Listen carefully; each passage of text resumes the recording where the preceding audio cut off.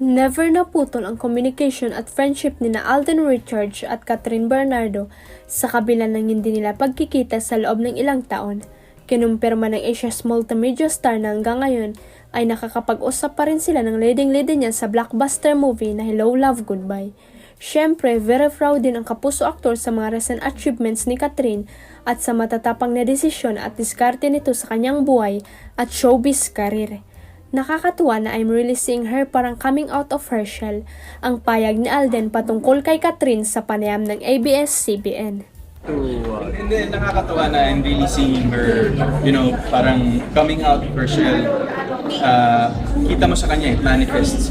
I mean, the photos and the videos that we see and the projects that she's been doing really says a lot about her state of mind.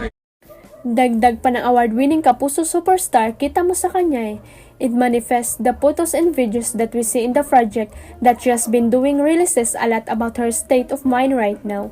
And the condition of her life right now, she deserved that. Payag pa ni Alden sa naturang interview. Natanong din ang binatang aktor kung makapag-reconnect na sila ni Catherine pagkatapos niyang magsama sa pelikulang Hello Love Goodbye na isa sa highest grossing Filipino film of all time. Nakakamusta naman natin siya and at the same time naman yung friendship never naman nawala ever seen. Have you reached out to her? Nakamusta mo na? Nakakamusta naman natin siya. Okay. The same time, parang yung friendship naman never nawala. Okay. Ever since. Huwag kalimutang i-click ang subscribe button at i-ring ang notification bell para sa latest at legit chika updates.